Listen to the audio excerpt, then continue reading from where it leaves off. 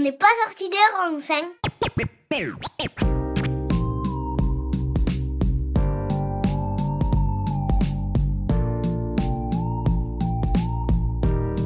C'est la galère.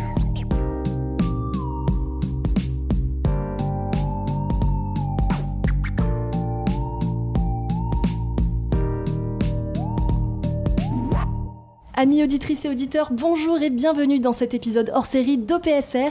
Je suis Juliane Paul, nouvelle co-animatrice de l'émission, toujours diffusée sur Radio Alliance Plus, Rage et disponible en podcast sur vos plateformes de streaming préférées. Nous enregistrons cet épisode à Arles à l'occasion de la 3e édition d'Agir pour le Vivant, un festival pluriel autour de rencontres, d'échanges, de temps de réflexion pour repenser notre lien avec le vivant et une nouvelle façon d'habiter le monde. J'ai le plaisir de co-animer cette émission en compagnie d'Agathe du collectif Le Bruit qui court. Bonjour Agathe. Bonjour Juliane. Peux-tu nous présenter le collectif très rapidement ?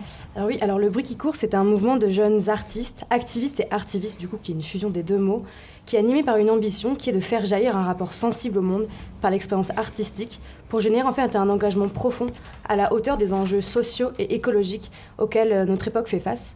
Donc nous partons du constat que les chiffres, les manifs, les blocages, ça suffit pas. Par l'art, on veut aussi toucher nos cordes sensibles et développer un nouveau langage de l'engagement qui peut mobiliser autrement face aux urgences climatiques et sociales.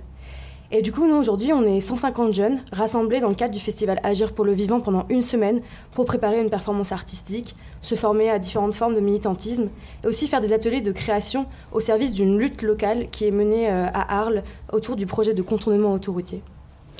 Et Agathe et moi, nous recevons aujourd'hui Victoire Tuaillon, journaliste et autrice féministe, créatrice des podcasts Les couilles sur la table et Le cœur sur la table. Bonjour Victoire. Bonjour Juliane, bonjour Agathe. Nous accueillons également Le Cerf Maupoy, journaliste indépendant, militant, écologiste et engagé dans les luttes LGBTQIA+. Il est l'auteur de l'ouvrage Écologie déviante, voyage en terre queer, paru aux éditions Cambourakis en septembre 2021. Bonjour Si. Bonjour. Tous ensemble, nous allons parler d'intersection entre écologie, féminisme et lutte LGBTQIA+, et nous allons surtout évoquer les liens entre le patriarcat et la catastrophe planétaire en cours. Une première question pour Victoire, quel parallèle on peut faire entre la domination masculine et la destruction du vivant ? Alors, donc ça c'est un thème et des réflexions qui ont été développés par les penseuses et les activistes écoféministes depuis plusieurs décennies. Le parallèle qui est souvent fait, c'est l'idée que, en fait, le patriarcat et tous les systèmes de domination, c'est vraiment un apprentissage de l'exploitation, de l'appropriation, donc évidemment de la domination, et qu'en fait, la façon dont on traite les personnes qu'on met en situation d'être dominées, donc les femmes, les minorités, les personnes qu'on construit comme racialement différentes. En fait, c'est un apprentissage qu'on fait en le faisant aussi subir à la nature, dont on va se dire qu'on a le droit de vie et de mort, en fait, sur tous les vivants et sur tous les êtres vivants qui nous entourent. Voilà. Et que, en fait, défaire ce lien-là, défaire la domination masculine, ça nous apprend aussi à comment défaire la relation qu'on a de domination et d'exploitation aux vivants. Donc après, les parallèles très concrets qu'on peut faire, il y en a plein, mais c'est l'idée, par exemple, que les femmes n'ont pas... Les personnes, en tout cas, qui peuvent se reproduire, qui ont un utérus, elles ne peuvent pas en disposer librement, qu'en fait, c'est la propriété... de leur mari notamment, et donc qu'on peut leur faire produire comme ça des enfants comme on veut, de la même façon que la Terre devrait produire à l'infini.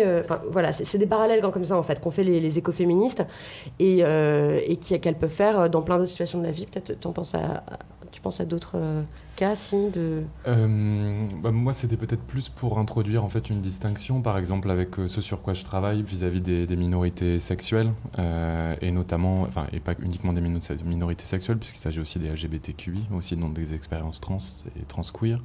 Parce que moi, je me suis beaucoup interrogé justement sur ce mécanisme d'analyse critique écoféministe qui tend à justement mettre en avant une oppression, une exploitation conjointe ou simultanée, notamment du corps des femmes et de ce qui est construit conceptuellement comme la nature. Et quand on réfléchit, moi j'ai appelé ça la minorisation parce qu'on est déviante, on n'est pas tellement rejeté du côté de la nature, on est plutôt rejeté du côté de la contre-nature ou de la contre-naturalité. Et du coup, de me dire, du coup, c'est pas exactement le même mécanisme d'exploitation, d'oppression, parce que là, on est plus dans l'exclusion, la marginalisation, éventuellement une mise à mort et une criminalisation des personnes catégorisées comme déviantes. Donc du coup, dans quelle mesure ça s'articule vraiment à l'écoféminisme ou pas ?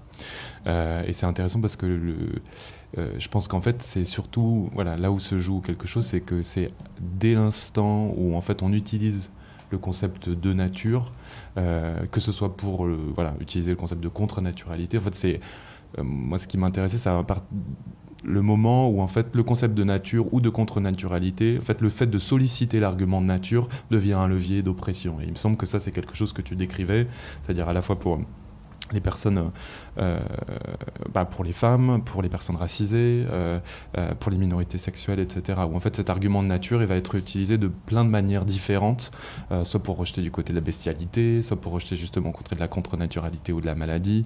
Donc voilà, de plein de manières différentes pour opprimer et toujours au service d'un système de domination hétéropatriarcal et blanc. Et donc d'une écologie réactionnaire au final, ces gens-là... C'est ce qui, en brandissant en fait cet argument-là, ils entrent au final dans une espèce d'écologie réactionnaire, comme on dit.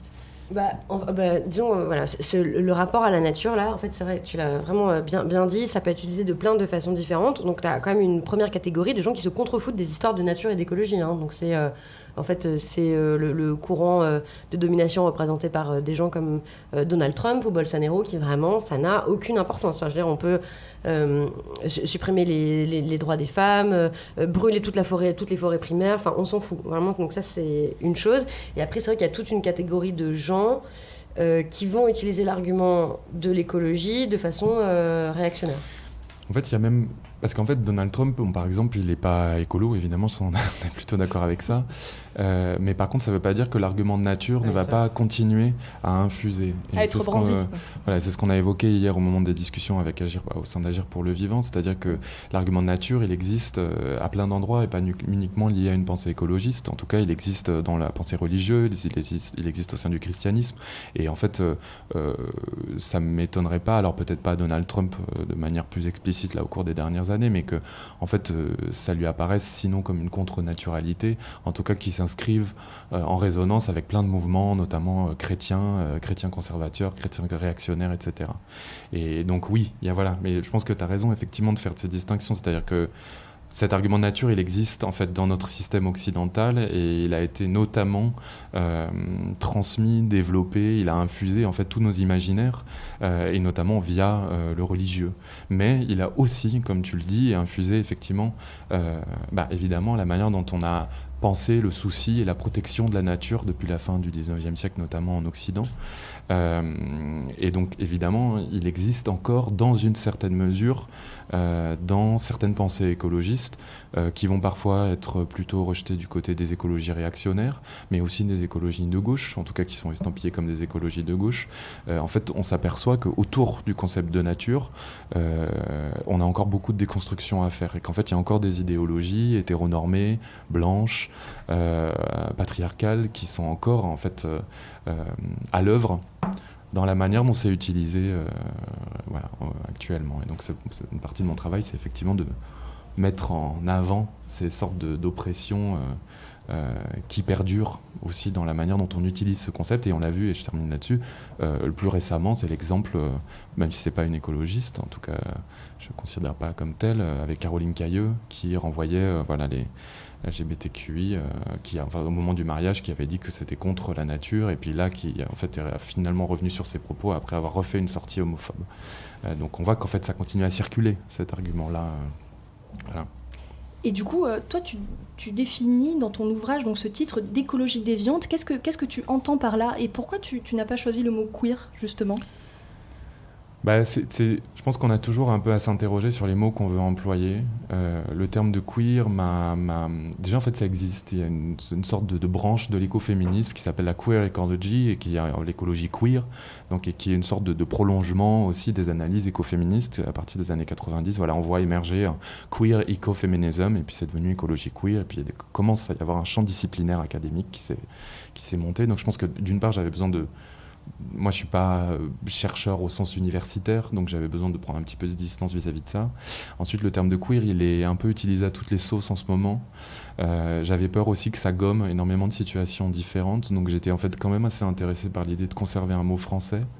Pas parce qu'il faut absolument utiliser un mot français, mais parce que j'avais aussi envie de conserver la dimension d'insulte. Je pense qu'on a oublié aussi que le queer, à la base, c'est aussi une insulte. En tout cas, c'est une manière de péjorative de qualifier ce qui sort de la norme, ce qui est étrange, ce qui est tordu. Étymologiquement, sémantiquement, c'est ça le sens. Et donc j'avais envie de retrouver cette charge-là, mais en français. Et le terme de déviant, c'est un terme qui a circulé dans la science sexuelle, le développement de la psychologie, de la psychiatrie surtout. Et donc il me semblait que c'était plus chargé.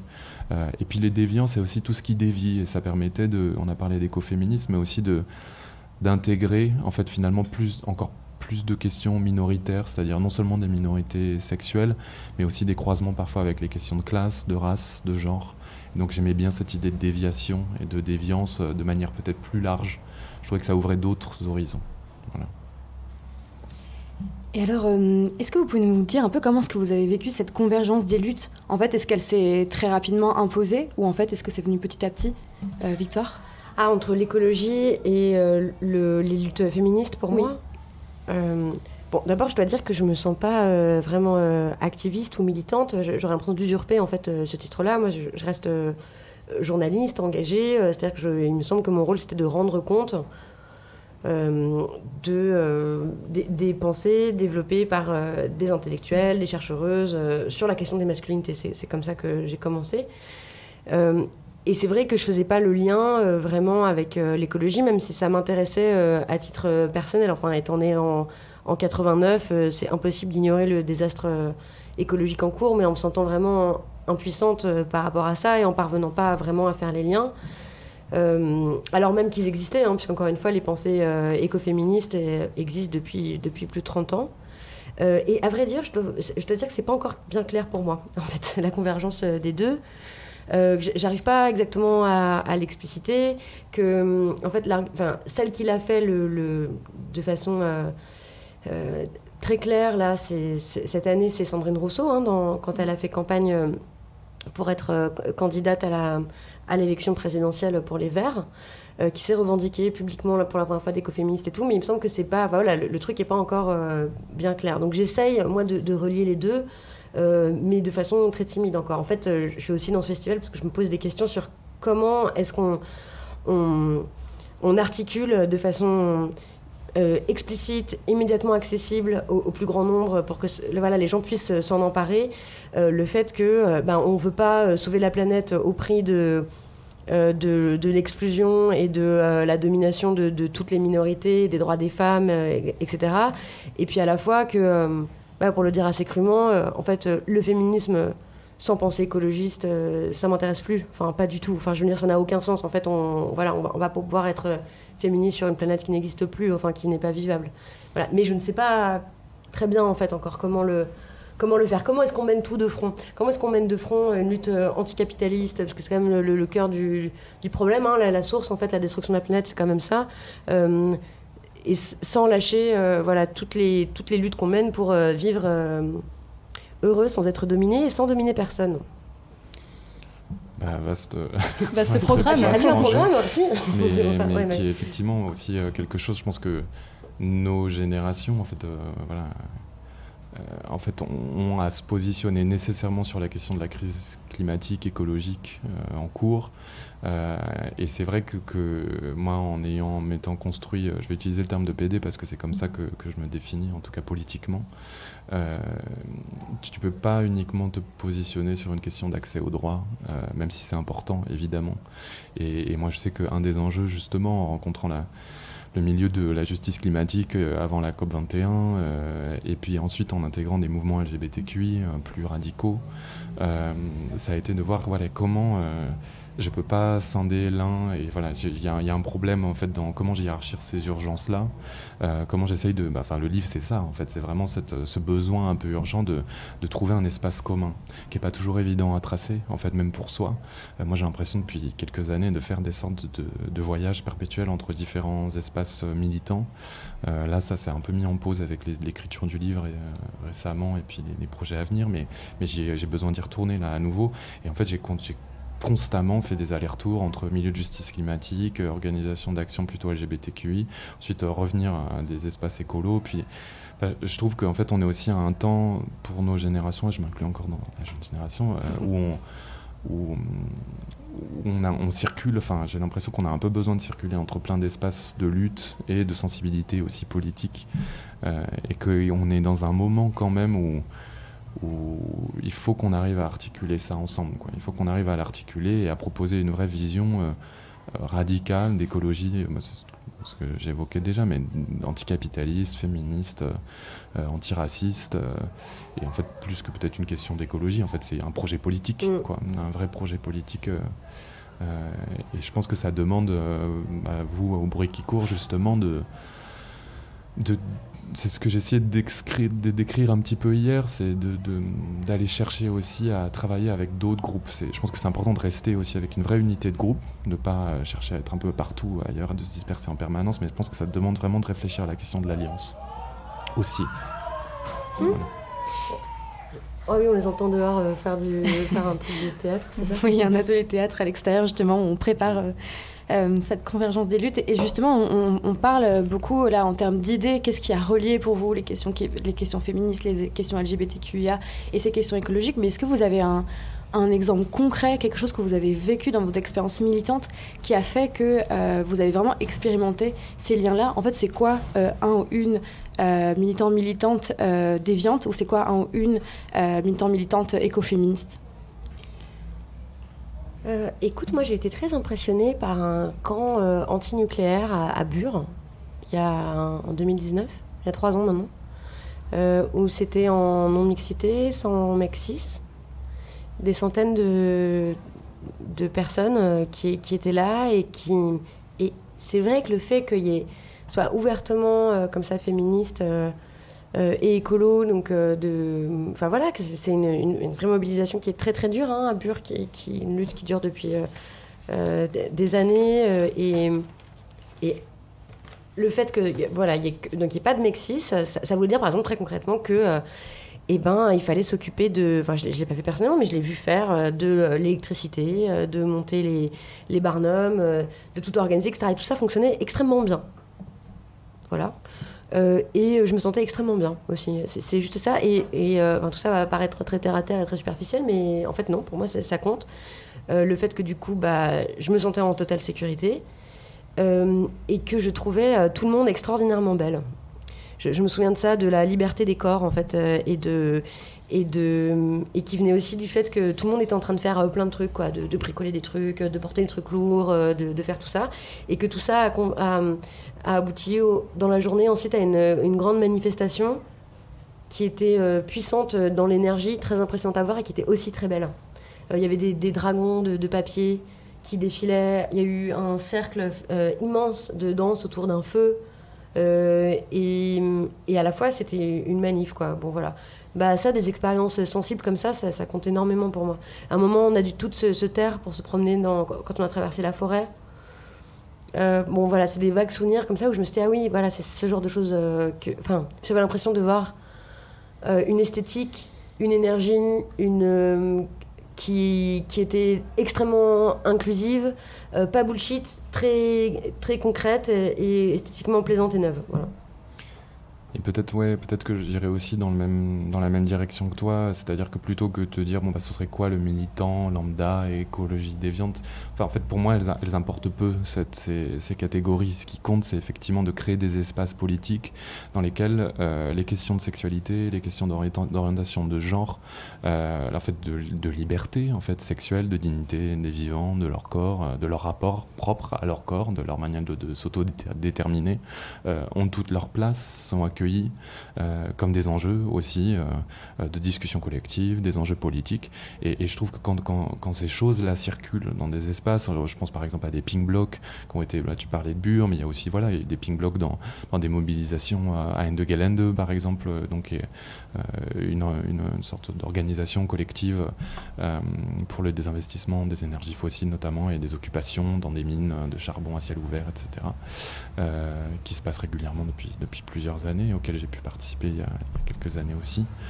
Quand tu arrives à créer un espace, en l'occurrence un pink bloc féministe, queer féministe, au sein d'espaces de justice climatique qui coexistent avec un mouvement plus grand et où tout le monde en fait peut déployer sa propre puissance individuelle et du coup ça fait collectif, c'est magnifique. Et moi c'est plus ça qui c'est magnifique. Et puis en plus quand après tu arrives en plus à tisser une analyse et une théorie politique où tu réaffirmes en fait cette place-là, les vulnérabilités des personnes, voilà, au sein d'un... pour moi c'est ça qui compte et qui est un peu... donc ça veut dire effectivement...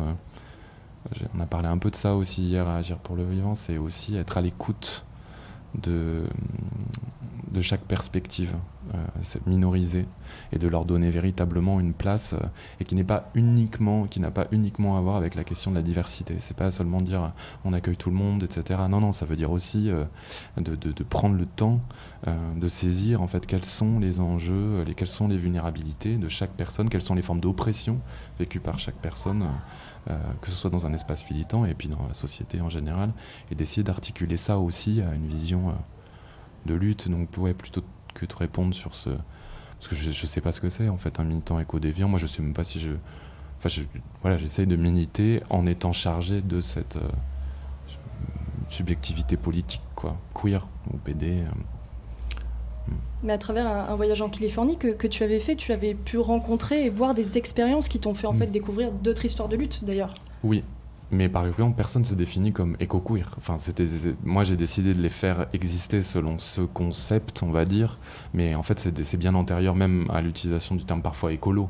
Donc je parle par exemple d'un socialiste, Edward Carpenter, qui a monté une ferme, une sorte d'espace un peu de maraîchage collectif dans lequel il a en fait expérimenté ce que ici on présenterait comme la sobriété heureuse, mais que lui qualifiait de vie simple, tout en donnant la place aussi à sa sexualité, au naturisme, en accueillant justement beaucoup de personnes marginalisées dans ces espaces et différentes luttes féministes, ouvrières, alors ce qu'on n'appelle pas encore à l'époque antispécistes. Puis après, il y a d'autres exemples qui m'ont intéressé. Alors, il y a toutes ces communautés, je bosse un peu là-dessus plus en ce moment, gays et lesbiennes qui se sont tissées dans les années 70, justement au moment où en fait on essaye de faire l'expérience d'une sortie de la ville pour expérimenter d'autres modes de vie à la campagne, entre guillemets, avec parfois des volontés un peu séparatistes de créer une nation lesbienne, par exemple dans l'Oregon, parfois aussi la volonté de réfléchir et de mettre en pratique comment on invente un monde différent en dehors. Mais est-ce que c'est véritablement possible d'inventer un monde différent tout en étant dépendant de la ville, d'autres espaces? Donc voilà, c'est des tentatives qui me semblent extrêmement intéressantes. Donc ça, il y en a eu pas mal dans l'Oregon, l'État de New York. Enfin, en fait, il y a toute une histoire qui est très peu connue, en fait, même aux États-Unis. Et puis, il y a des communautés de radical fairies, donc je parle un petit peu, qui sont plus discrètes, donc je mets toujours un peu attention parce qu'elles existent encore et elles existent en Europe aussi, qui ne sont pas vraiment des communautés de vie, mais qui sont plutôt des temps de retrouvailles dans des espaces plutôt ruraux. Mais je ne sais pas si c'est des... Ouais, disons que la question du vivant, du soin du vivant, elle est très présente dans ces espaces-là. Et puis après, en dernier exemple, ça je donne un petit exemple et après je m'arrête, il y a en fait, tout ce qui se passe en ce moment au sein des milieux de justice climatique. Moi, depuis 2-3 ans, ce qui n'était pas du tout le cas au moment du début de mes recherches et de mes interrogations, je vois émerger aussi des groupes éco-queer. Il y a un queer bloc qui s'est constitué à Amsterdam. Il y a, pour moi, ce qui s'est passé à Bure, il y a aussi une dimension queer qui est aussi en train d'exister dans cet espace-là. Je trouve ça hyper intéressant. Il y a au sein de Extinction Rebellion, il y a eu un groupe à Londres qui s'est constitué autour des questions LGBTQI, qui était aussi intéressant. Donc on voit aussi que ça commence à circuler. Radiaction a fait aussi des trucs que je trouvais vachement... Youth for Climate aussi, mais énormément en avant, en fait, aussi ces questions-là. Donc je suis très curieux de la manière dont justement ces groupes plus récents vont s'emparer et produire aussi, parce que je pense que là il y a du taf encore sur les questions de l'antiracisme, sur les questions aussi de comment on articule un discours cohérent politique, mais par contre je trouve ça ultra enthousiasmant ce qui s'y passe. Et pour moi c'est des exemples de discours pas déviants au sens large, mais en tout cas qui essayent de prendre en compte les questions de la marginalisation et de la minorisation et des luttes sociales, et je trouve ça très... Moi, c'est un des trucs qui conserve mon optimisme. C'est le moment d'une petite pause musicale. On se retrouve dans quelques instants, toujours sur Radio Alliance Plus et Rage.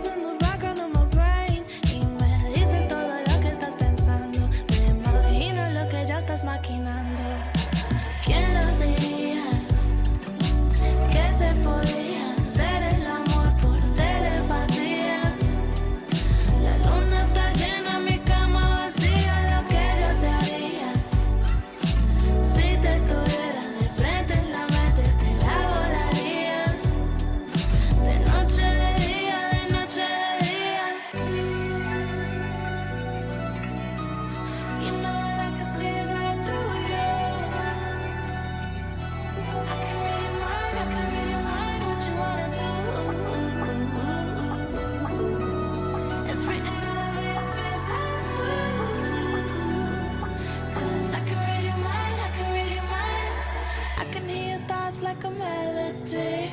Listen while you talk when you're fast asleep. You stay on the phone just to hear me breathe. On repeat. ¿Quién lo diría?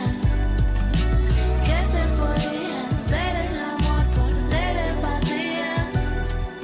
La luna está llena, mi cama vacía. Lo que yo te haría si te estuviera de frente en la mente, te la volaría. De noche, de día, de noche, de día.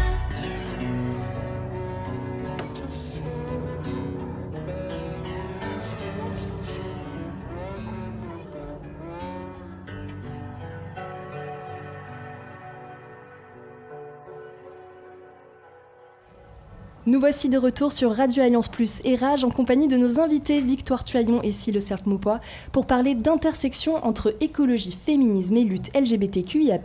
Et j'ai toujours le plaisir d'animer cette émission en compagnie d'Agathe du collectif Le Bruit qui court. Victoire, est-ce que tu peux nous dire en quoi l'écoféminisme contemporain permet-il de repenser, ou en tout cas de questionner les masculinités d'aujourd'hui ? Eh bien, attends, je réfléchis à ta question. Bon, en fait, de toute façon, le féminisme, ça, et les pensées féministes, ça remet forcément en question ce qu'est la masculinité. Ça permet de la dénaturaliser aussi, notamment d'arrêter de se dire que eh bien, les hommes sont des hommes. Ils agissent comme des hommes. Leurs comportements sont un peu comme des catastrophes naturelles. Vous voyez, il y a s'il y a des inondations et des tremblements de terre, eh bien, c'est ainsi, c'est triste évidemment, mais de la même façon, les hommes violent et ont comme pour passion de s'entretuer. Bon, eh ben, en fait, mais en fait, souvent l'argument c'est ça, on dit, de toute façon, on peut rien changer, Les femmes sont comme ça. Et je trouve la comparaison avec les catastrophes naturelles intéressante parce qu'en fait, ce qu'on sait, c'est que les catastrophes sont jamais purement naturelles. Parce qu'en fait, il n'y a jamais rien de purement naturel. Voilà. Donc, comment l'écoféminisme, ça permet de repenser spécifiquement les masculinités? Écoute, en fait, à ma connaissance, je n'ai pas vu de texte théorique qui s'attaque en détail à ces questions-là. À part dans ton livre un petit peu, si, mais les masculinités, c'est pas vraiment non plus ton objet. Donc, bon, je dirais, comment ça permet de repenser ça? Eh ben, en fait, je pense qu'en fait, ça permet de donner un argument supplémentaire. Quand on voit, en fait, à quel point la masculinité dominante, celle qu'on appelle un peu rapidement la masculinité toxique, va de pair avec des comportements classifiés comme masculins, virils, tels que manger énormément de viande, rouler dans des grosses voitures polluantes, gagner beaucoup d'argent, occuper beaucoup d'espace, etc., etc. Et ben, en fait, voilà, contre ça, il y a non seulement le fait que la masculinité toxique est extrêmement pénible pour tout le monde et violente et criminelle et violente, mais aussi qu'elle nuit à la planète. Voilà, donc en ça donne un argument supplémentaire. Et c'est effectivement des travaux aussi qui ont émergé de plus en plus justement sur le lien entre la construction d'une masculinité, en tout cas d'une certaine masculinité, qui est liée évidemment éminemment articulée au patriarcat, et un certain rapport à la consommation, c'est ce que tu évoquais, la consommation de viande. Il y avait aussi il y a un ouvrage qui a été fait sur le lien avec, alors je crois c'est les énergies fossiles, elle s'appelle la pétromasculinité, qui est intéressant, et puis il y a évidemment toute la question autour de justement l'appropriation justement du vivant. Enfin, c'est ce qu'on développait en fait. Et c'est intéressant aussi de voir, il y avait plusieurs sondages qui ont émergé. Moi, je m'en suis pas vraiment emparé parce que je savais pas trop quoi en faire, mais sur le fait que aller tendre vers une sorte de sensibilité écologiste ou écologique, c'est aussi tendre vers le féminin, et que finalement de renvoyer l'écologie à un truc de gay ou un truc de femme. J'ai vu tourner plusieurs trucs comme ça sur Internet au cours des dernières années, et du coup je trouve ça assez intéressant aussi de voir que c'est une sorte de partition comme ça qui se réaffirme aussi socialement, de rejeter une forme de masculinité dominante qui s'arroge un droit, etc. Et puis tout ce qui relèverait du soin de la culture du soin, du souci du vivant, voilà, du côté d'une féminisation. Mais en fait c'est ce que font les écoféministes, elles mettent ça en avant dans énormément de leurs travaux. Et il me semble que là aussi où c'est intéressant avec les écologies déviantes, c'est qu'en fait énormément aussi de militants gays ou PD, de groupes aussi LGBTQI vont réclamer aussi ce stigmate de la féminisation, réclamer aussi cette féminité, et de justement construire de nouvelles formes de masculinité et de nouvelles formes de soins du vivant. Et donc l'interrogation sur comment ces personnes-là se redéfinissent comme tapette, comme pédale, etc., en réclamant ce stigmate-là, elle s'accompagne aussi parfois d'une réflexion écologiste ou d'une pratique plus aboutie, plus large. Oui, donc au final, la déviance, l'écologie déviante, ça peut être vraiment un véritable moteur de construction de nouvelles relations entre le vivant et le non-humain également. Disons qu'il peut y avoir ça peut être on va dire que l'expérience d'avoir été minorisé, d'avoir fait une expérience de violence, et je pense que là ça touche plus largement, pas uniquement des discriminations en fonction de sa sexualité, mais aussi en fonction de son genre, de la race, de la manière dont on est racisé ou pas, de sa classe, en tout cas des formes d'expérience de violence aussi, parce qu'on n'a pas parlé du validisme, mais c'est aussi un vrai enjeu. Elle peut provoquer et déclencher, à mon sens en tout cas, une forme d'éthique et de souci. C'est-à-dire que parce que tu as été expérience de violence, tu peux aussi te projeter, en tout cas il y a une forme d'empathie qui peut se tisser aussi pour d'autres qui font l'expérience et de violence, d'autres qui soient humains, non humains, animal. Et je suis toujours un peu intéressé moi par ces parcours aussi de queer vegan ou de queer dans la protection justement ou antispécistes justement, où je trouve qu'il y a toujours des liens quand tu leur fais un peu déplier des histoires entre leur propre expérience et la manière dont ils projettent aussi, dont ils décident aussi de du coup prendre soin du vivant, ce qui ne veut pas dire que tous les LGBT sont, parce qu'il y a aussi l'extrême inverse qui est de reproduire ce qu'on a subi, donc ça marche pas à tous les coups, mais je trouve qu'il y a quand même quelque chose là qui se tisse qui qui est assez beau. Et justement, est-ce que tu penses que la lutte pour le climat, elle a encore un peu de mal à imprégner le militantisme LGBTQIA+, dans son ensemble ? Et est-ce que tu as des nouvelles convergences aujourd'hui entre les luttes LGBT et le mouvement climat qui se dessinent un petit peu plus, peut-être ? Je pense qu'il faudrait que je m'y repenche parce que la situation, comme je disais, a beaucoup bougé entre le moment où j'ai commencé à écrire le livre et maintenant.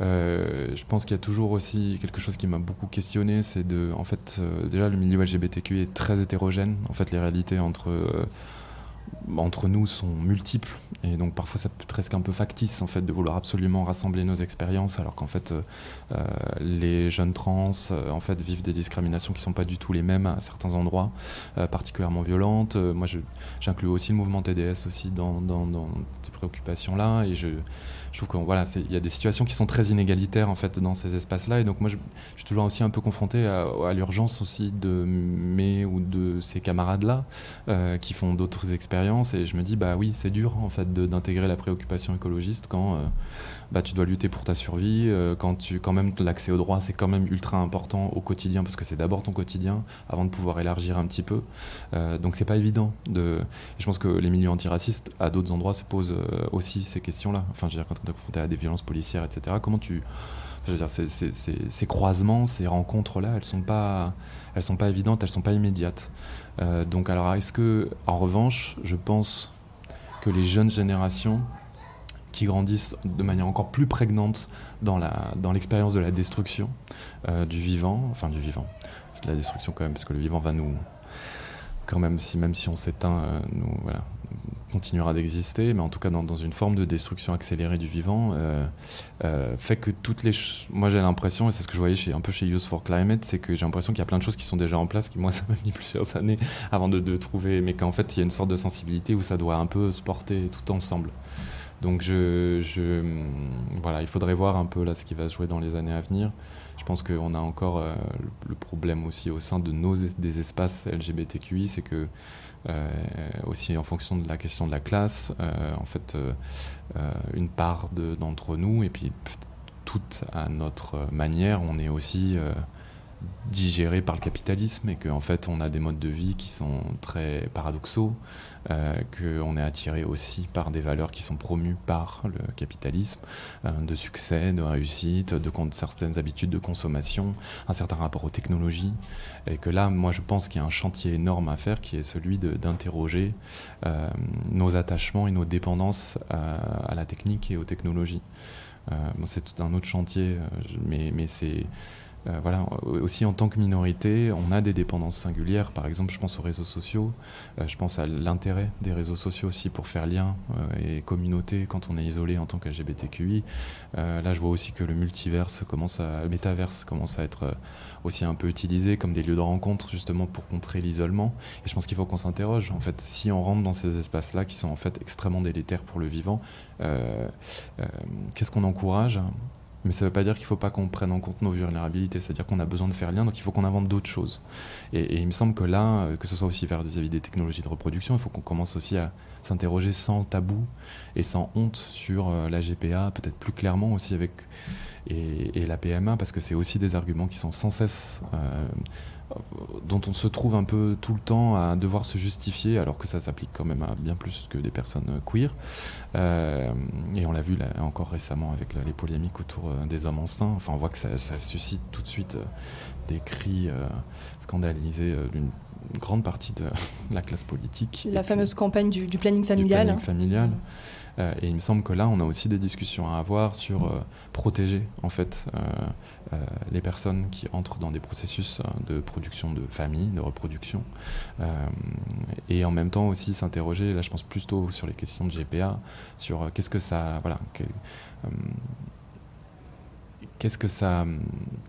comment dire. Quels sont les rapports de domination qui existent dans ces systèmes-là, sans stigmatiser. Et je pense que c'est aussi un problème qu'on voit émerger parfois, certains féminismes aussi vis-à-vis de la GPA, en repartant des concernés, c'est-à-dire des mères porteuses, des travailleuses gestationnelles, parce que c'est aussi un travail, voilà, et des familles aussi, voilà, et d'analyser les rapports de classe de domination autour de ces technologies-là. Il me semble que là, nous, on a un vrai travail à mener, puis nos dépendances aux médicaments, enfin voilà. il y a plein de choses à tisser et qui doivent être aussi, voilà, ce que doivent faire les jeunes, pas que doivent faire, ce qu'on doit prendre en compte collectivement aussi avec les jeunes générations, c'est tous ces enjeux-là, tous nos attachements à ce qui, d'une certaine manière, et ce que disait Aristote et ce que dit aussi Haraway, c'est-à-dire ce qui correspond à une sorte de pharmacopée, c'est-à-dire ce qui est à la fois remède mais qui est aussi poison, et qu'il faut qu'on arrive à naviguer dans cette ambivalence-là et qu'on voit comment on réinvente d'autres manières de fonctionner en essayant de réduire la part de destruction du vivant et d'exploitation. Et Victoire, à travers ton podcast Le cœur sur la table, c'est une véritable révolution de l'amour que tu entreprends, notamment en interrogeant les mythes et les modèles amoureux très hétéronormés avec lesquels on a grandi au final. Et cette révolution amoureuse, elle est fortement connectée avec la lutte pour la préservation du vivant. Oui. Alors pareil, j'avais du mal à l'articuler de façon explicite, mais il me semblait clair que si on... En fait, il faut dégager de la place à l'intérieur de soi aussi pour se préoccuper en fait de l'état de la planète, etc. Et que bien sûr, si tu es embarqué dans une relation extrêmement toxique, si tes relations avec les autres sont épouvantables, que en fait tu souffres énormément de tas de choses, bon bah tu peux pas vraiment te préoccuper de ça, ou plutôt ça va... Enfin bref, bon, c'était un des points de départ, en disant, bon, en fait, tout le monde est à l'intérieur plutôt préoccupé par l'état de ses relations affectives.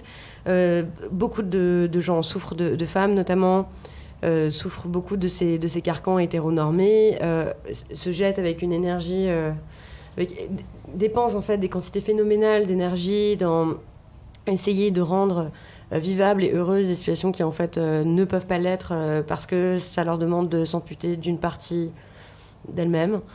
Bref, enfin bon, en tout cas de prendre ça d'un point de vue très individuel, en me disant mais aussi même altruiste qu'on soit, en fait ce qui nous intéresse en premier c'est quand même qui on aime, comment on se sent, comment ça va avec ses amis, ses amours, sa vie sexuelle, etc. Et le faire en même temps d'un point de vue politique. C'est-à-dire j'essayais aussi de répondre à la question qui est souvent... sur laquelle j'ai souvent buté dans les milieux militants que j'ai fréquentés, qui était qu'en fait se préoccuper de toutes ces questions était petit bourgeois, nombriliste, pas intéressant, alors qu'il me semble qu'en fait ces enjeux, ces questionnements intimes, si on les adresse pas, s'ils sont pas traités, si on s'en occupe pas de façon simple, claire, explicite, etc., mais en fait ça pourrit les luttes aussi. Bon, donc voilà, donc le cœur, c'était... J'ai souvent dit que je voulais faire voilà, des travaux de développement personnel politique.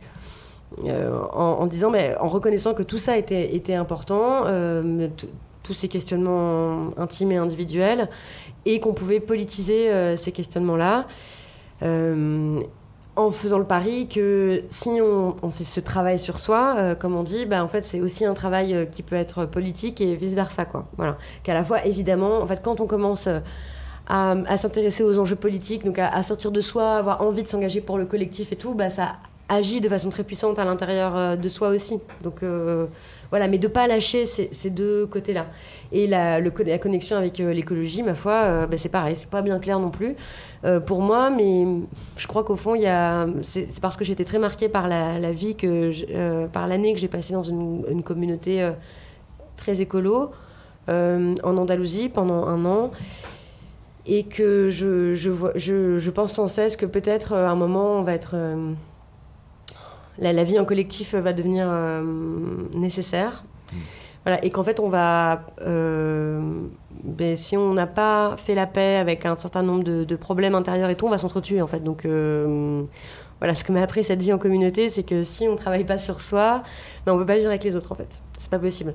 Et là, il me semble que les conditions vont nous pousser ou nous forcer à vivre de plus en plus avec les autres. Alors parfois, je crois très fort au fait qu'il va y avoir un effondrement généralisé. Et je me dis, mais donc on va bien être obligé de se regrouper en collectif, en commune, en groupe, etc. Et donc, il faudrait quand même qu'on ait des outils de base en fait pour se comprendre, gérer des conflits.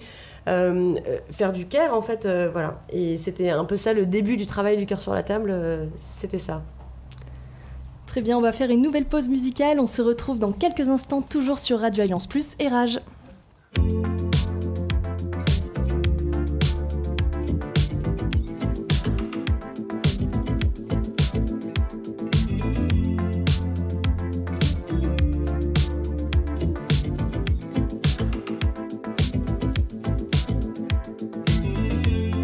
You sold it slower to find your man. But folding over won't hide your hand. 'Cause you waited long enough, hesitated over love. Now you're taking over us. 'Cause you waited long enough, hesitated over love. Now you're taking over.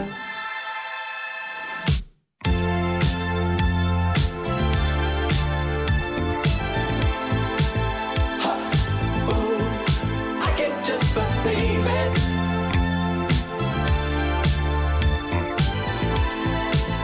Ha, ooh, I cannot receive that.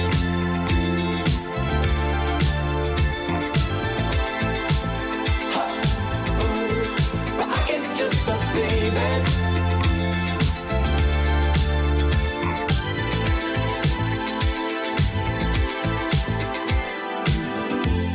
The strongest shoulder won't hold you up. And cold October won't call your bluff. 'Cause you make it dangerous when you're playing games a lot. Now you're taking over us. 'Cause you make it dangerous when you're playing games a lot. Now you're taking over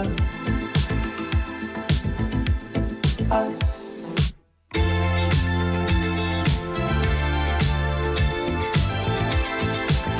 Ha, ooh, I can't just believe it.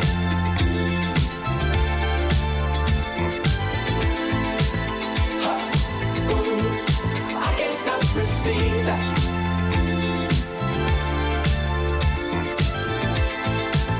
Ha, ooh, but I can't just believe it.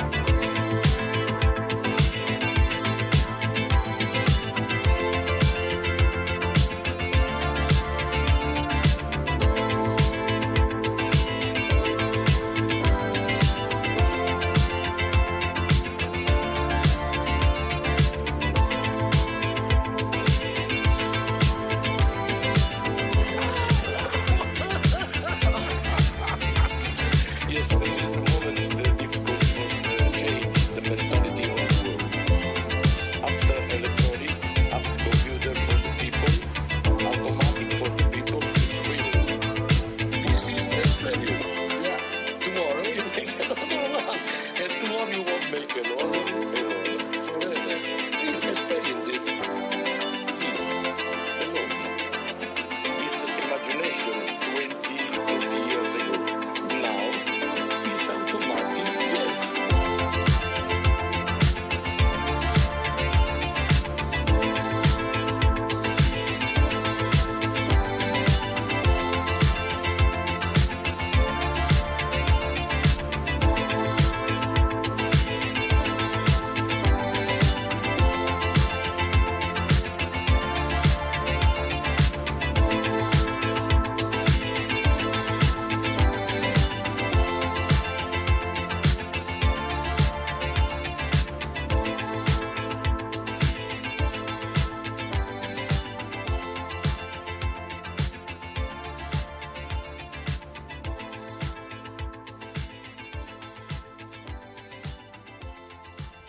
Nous voici de retour sur Radio Alliance Plus et Rage en compagnie de nos invités Victoire Tuaillon et Sy Le Cerf Maulepoix pour parler d'intersection entre écologie, féminisme et lutte LGBTQIA+. Et j'ai toujours le plaisir d'animer cette émission en compagnie d'Agathe du collectif Le Bruit qui court, à qui je passe le relais pour la question suivante. On voulait vous demander, est-ce qu'il y a des limites à l'intersection des luttes ? Est-ce qu'il y a un risque de brouiller les pistes, de perdre un peu la puissance du message antisexiste ou des luttes de droits LGBTQIA+, en les mêlant en fait aux questions écologiques ?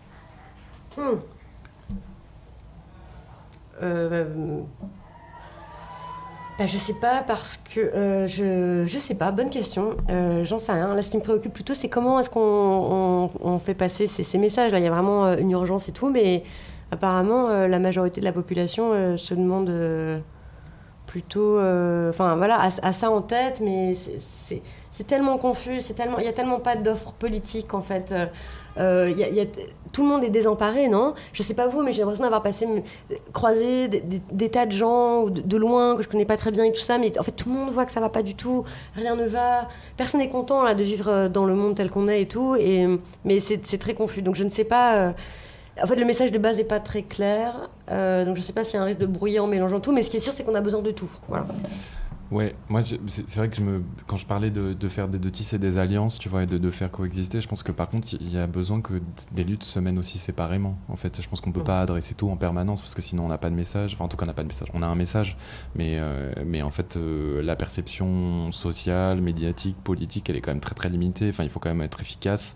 Donc moi je suis pas forcément pour fondre les luttes en permanence. Je pense qu'au contraire, la question des alliances et des coalitions, c'est de faire exister des spécificités des luttes et de les articuler ensemble, de créer des assemblées générales, des temps de rencontre, des temps de soutien, de lutte, d'interlutte en fait. Et c'est là où il me semble que là il y a quelque chose à mener, même si évidemment défendre une certaine vision du vivant, ça doit s'accompagner d'une vision intersectionnelle. Mais par contre, si on pense des alliances, des coalitions avec les violences policières, des mouvements féministes sur la lutte pour la conservation du droit à l'interruption de grossesse, en fait, il y a des luttes qui sont spécifiques avec des problématiques spécifiques. Quand même, si on pense à certaines luttes des gilets jaunes ou des luttes sociales, syndicales, etc., on peut pas constamment faire venir tout ensemble, mais par contre, on peut créer des espaces où justement ces luttes se rencontrent et échangent ensemble et viennent se soutenir les unes les autres et font émerger moi je crois plus au réseau, à la constellation, et à l'articulation des luttes ensemble mais ce qui ne veut pas dire qu'on ne peut pas aussi avoir une vision politique collective, quoi. Puis il y a dans les façons de faire aussi, dans les échanges de pratiques. En gros, ça veut dire que si tu organises des tonnes de manifs ou une mobilisation ou la lutte pour la défense du droit à l'IVG, tu te préoccupes aussi de l'impact écologique de cette organisation, tu fais en sorte que l'espace soit safe pour tout le monde, Tu t'interroges sur qui ça concerne aussi, justement, dans quelle mesure les personnes trans aussi sont exclues de ces espaces-là ou pas, et comment, Donc, mais moi je crois que, oui. Il n'y a pas besoin, dans l'idée de brouiller le message, il y a l'idée de, tu vois, dans le discours. Mais en fait, il y a plein de façons d'articuler les luttes, et pas seulement dans le discours, il y a aussi dans les pratiques, dans la façon de faire concrète, quoi. Voilà. Je pense que là, on a encore du boulot. Est-ce qu'il n'y a pas aussi un risque de charge mentale militante, d'être épuisé aussi, de crouler un peu sous le poids de ces différentes luttes qui nous animent en fait ? Est-ce qu'il n'y a pas ce risque-là ? Si, mais la vie est risquée. Oui, je pense que malheureusement, après la question de la charge mentale, c'est hyper important dans les espaces militants, mais en fait, déjà, t'es pas obligé d'incarner toutes les luttes tout le temps en même temps. Je pense qu'il faut pas oublier que en fait, ces luttes, elles s'inscrivent dans la durée et que si on veut les voir tout aboutir en permanence, en fait, c'est voué à des déceptions constantes. Et pour avoir un peu voulu être à la fois partout à un moment, je mesure qu'en fait, c'est pas possible. Donc, il y a des moments, il faut circonscrire, il faut effectivement limiter ce dans quoi tu t'engages.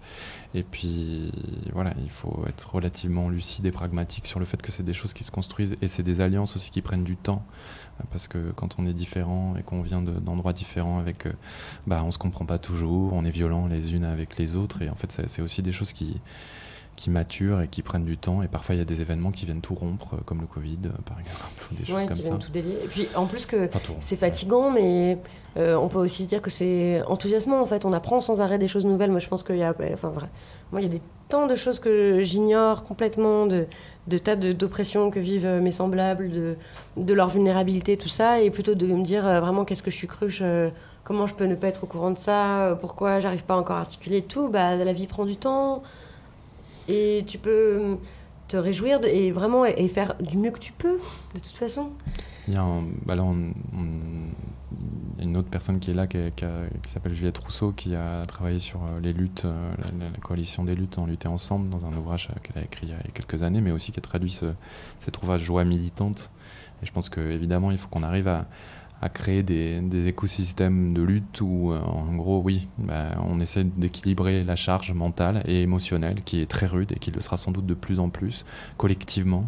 Ce que tu disais, en fait, on va être de plus en plus confronté à cette nécessité de gérer ces écosystèmes-là collectifs, et de comment on fait pour répartir ça, et puis de ne pas oublier que dans ce collectif-là, et moi j'y crois beaucoup, dans l'amitié, la camaraderie aussi, féministe, queer, minoritaire, notamment, mais pas que, il y a des affects de joie, il y a du désir qui subsiste même face à la peur de la destruction, quoi. Et enfin, est-ce que vous avez une recommandation culturelle à faire à nos auditrices et auditeurs afin qu'on comprenne mieux toutes les idées et les concepts qu'on a évoqués tout au long de ce podcast ? Ouais, j'en ai deux. En essai, je trouve que l'essai de Jeanne Burgard-Goutal, qui s'appelle Écoféminisme. Être écoféministe. Ouais. Théorie et pratique, ou un truc du genre. Vraiment un essai génial qui peut se lire comme un roman. Et ensuite, je recommande un roman paru il y a 4 ans, d'Antoine Etrechner, qui s'appelle Après le monde, auquel je pense chaque jour. Et je sais que c'est le cas de toutes les personnes qui le lisent. Ensuite, vous y pensez chaque jour. C'est un roman sur un roman d'effondrement. Voilà. Et qu'est-ce qui s'y passe, et comment on fait, et comment on crée des communautés. Et elle suit l'action en Europe de quelques personnages depuis l'année 2023, où ils amènent encore leurs enfants à des cours de cirque et ils trouvent que la planète est en train de se détruire et c'est pas très bien, au moment où tout s'effondre, et jusqu'en 2062, je crois. Voilà. C'est très puissant, c'est très beau. Après le monde, d'Antoine Etrechner. Moi, je galère un peu à trouver un truc parce que j'ai beaucoup besoin d'aller dans le passé en ce moment pour trouver des sortes de tentatives un peu de réponse, ou de voir comment ça s'est tissé à d'autres moments. Je me souviens d'un livre, mais je crois que ça a été traduit de Rebecca Solnit, qui s'appelait Hope in the Dark. Donc je sais plus si ça a été traduit L'espoir dans l'obscurité ou quelque chose, mais ça a été traduit, je crois, d'ailleurs chez Actes Sud. Et puis moi je trouve quand même que ce texte de Starhawk, Rêver l'obscur, il produit quelque chose, quoi. Et je me souviens encore de sa première lecture, qui est publiée chez Cambourakis, et on parle d'empuissancement, mais je trouve qu'il y a quelque chose de cet ordre-là à certains endroits, voilà. Donc ce serait peut-être mes 2 recommandations. Eh bien, c'est la fin de cette émission. Merci beaucoup à nos invités Victoire Tuaillon et Sylle Serpes-Molpois pour cet entretien passionnant. Merci à Agathe du collectif Le Bruit qui court pour avoir co-animé cet épisode avec moi. OPSR fait sa rentrée en octobre, toujours sur Radio Alliance Plus et Rage. Jordan Erlem et Victor Delaforge animeront la saison 2. Quant à moi, j'aurai le plaisir de vous retrouver pour animer une nouvelle émission intitulée Parlons-en, dans laquelle nous tenterons de démêler les ronces de sujets sociétaux divers et variés, avec un premier épisode consacré à l'état des lieux des droits des femmes en France. On n'est pas sorti des ronces, mais on peut toujours essayer. À bientôt. Merci beaucoup. Merci.